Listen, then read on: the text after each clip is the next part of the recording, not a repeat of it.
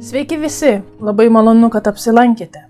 Aš jau senai žadėjau padaryti video apie tai, kaip bendrauti, kalbėtis, tvarkytis su narcizais, narcistiniais žmonėmis.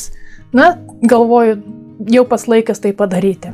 Aš apie narcizus šnekėjau viename iš savo ankstesnių video ir nuorodą į tą video galite rasti šio video aprašyme.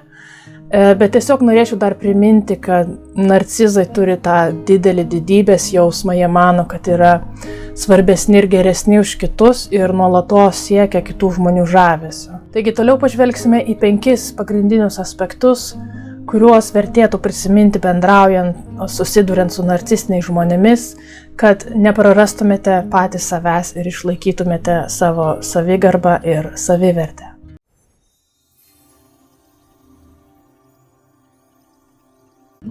Kai kalbate su narcizu, yra dalykų, kuriuos turėtume daryti ir dalykų, kurių geriau vengti.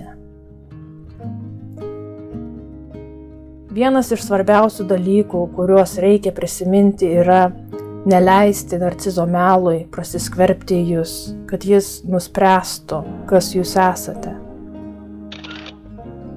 Švieskite save. Būtinai sužinokite daugiau apie šį sutrikimą, ką tai reiškia, kaip atpažinti, jog žmogus yra narcizas. Geriausia į narcisizmą žiūrėti kaip į spektrą. Žmonės jame gali įvairiai pasiskirstyti. Sakoma, kad dauguma jų papuola ties viduriu, o yra ir tokių, kurie siekia ekstremalius kraštutinius atvejus. Ir tokius būtų galima apibrėžti kaip turinčius narcisistinį asmenybės sutrikimą, kas jau yra skaitoma liga pagal DSM. Šis pažinimas gali jums padėti suprasti narcizo stipriąsias ir silpnąsias puses ir išmokti geriau su jomis elgtis. Kiekvienas atvejis yra skirtingas ir ypatingas, todėl yra labai svarbu sužinoti, išmokti tai, kas aktualu jūsų santykiuose. Tai padės jums lengviau priimti situaciją tokią, kokia ji yra ir įvertinti savo lūkesčių realumą. Nustatykite ribas. Narcizai yra orientuoti į save ir dažnai nepaiso kitų asmeninės erdvės ir taisyklės jiems dažnai negalioja. Dažniausiai jie patys to net nemato. Dėl to yra labai svarbu nustatyti ribas, kurios jums yra svarbios. Neteisinkite savęs ir nesiaiškinkite savo minčių, jausmų ar veiksmų. Tiesiog tiesiai šviesiai sakykit, kas jums yra svarbu ir kad to būtina laikytis. Pavyzdžiui, jūs priimat kažkokį tai sprendimą ir narcizas jūs bando priversti tuo abejoti. Nes nori jūs kontroliuoti, sakykime. Jūs tiesiog galite atsakyti, kad pasitikite savo sprendimu ir jei jiems tai nepatinka, tiesiog, beliks jiems priimti šitą nuomonių išsiskyrimą ir dėl to nesiginčyti. Nuspręskite, ką esate pasirengę toleruoti ir ko ne. Viskam yra ribos. Jei jaučiate, kad pokalbis su žmogumi krypsta nesveika linkme, nebijokite nuo jo pasitraukti ir paaiškinti, kas turi keistis, jau būtų galima toliau bendrauti. Žinoma, jiems ribų nustatymai nelabai patiks, bet tai turite padaryti savo labui. Kalbėkite apie pasekmes tik tuo atveju, jei esate pasirengę jas atlikti taip, kaip nurodėte. Priešingu atveju kitą kartą jie jumis nepatikės ir tuo naudosis toliau gauti tai, ko patys nori. Kalbėkite už save. Kai kurie žmonės turintys narciziškų bruožų mėgsta, kai kiti jaučiasi nepatogiai.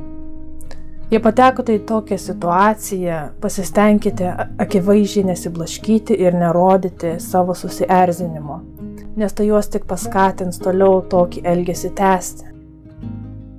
Kiek įmanoma, pabandykite kalbėti ramiai ir švelniai. Pasakykite, kaip jų žodžiai ar veiksmai veikia jūsų gyvenimą. Būkite konkretus ir nuoseklūs apie tai, kas yra nepriimtina ir išreiškite, kokio elgesio iš jų tikitės. Tačiau būkite pasiruošę, kad jie tiesiog gali nesuprasti, ką sakote, ar jiems tai visai nerūpi. Tačiau atsiminkite, kad jūsų balsas yra svarbus ir nereikia bijoti jo išreikšti.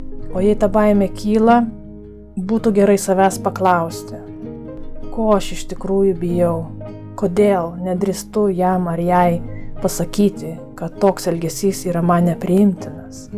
Tai jums padės suprasti savo paties barjerus, kuriuos galėsite įveikti, kai būsit pasiruošę. Sunaikinkite tuos kerus ir nustokite telkti dėmesį į juos. Kai jūsų orbitoje yra narcisistinė asmenybė, gali pasirodyti, kad jie tiesiog traukia jūsų dėmesį. Nesvarbu, tai bebūtų teigiamas ar neigiamas tas dėmesys, narcizai tikrai labai sunkiai dirba, kad išlaikytų save dėmesio centre. Nustokite stumti savo poreikius į šalį, kad patenkinti narcizą. Jei laukiate kažkokio tai pokyčio jų dėmesio siekiančiame elgesyje, jis gali niekada neateiti. Nesvarbu, kiek jūs pritaikysite savo gyvenimą, kuris atitiktų jų poreikius, to niekada nepakaks. Taip tik prarasite patys save. Reguliariai savo priminkite savo stipriasias pusės, savo norus ir tikslus. Jie taip pat yra svarbus. Ir jei pastebite, kad jūsų keliamos temos yra ignoruojamos ir žmogus tik nori šnekėti apie tai, kas jiems svarbu, laikas nutraukti tą užburtą ratą. Būkite pasiruošę jų gynybai. Kai pradėsite stovėti ir kovoti už save, galite tikėtis, kad sulauksite neigiamo atsako iš narcizo. Kai pradėsite kalbėti už save ir nustatysite ribas, narcizai gali atsakyti su savo reikalavimais. Jie taip pat gali pradėti jumis manipuliuoti, kad jaustumėtės kalti ar manytumėt, kad, tu esi čia kontroliuojantis ir elgiesi nepagristai. Jie gali bandyti sukelti jums gailesčio jausmą jiems patiems. Visada atkreipkite į tai dėmesį ir būkite labai atsargus, kad nepasiduoti toms pinklėms. Būkite pasirengę tvirtai stovėti ant žemės ir tvirtai laikyti savo taisyklių. Jei žengsite bent vieną žingsnį atgal, kitą kartą jie į jūs nežiūrės rimtai. Čia tokia trumpa bendra apžvalga, kuri galbūt padės jums pradėti kovoti už save ir kas jums yra svarbu. Atsiminkite, jog jūs neturite gyventi toje nuolatinėje toksinėje aplinkoje, kuris sklinda nuo narcizo ar nuo kokio kito toksiško žmogaus.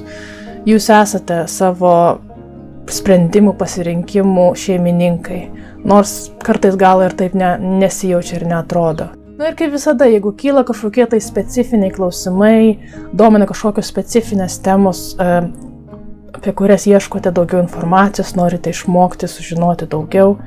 O galbūt aš kažką ne taip pasakiau, kažką praleidau, nepabijokite pasidalinti to komentaruose. Ši tema apie narcizus iš tikrųjų yra begalinė ir galima ją būtų narplioti labai ilgai ir analizuoti visokiausius kampus.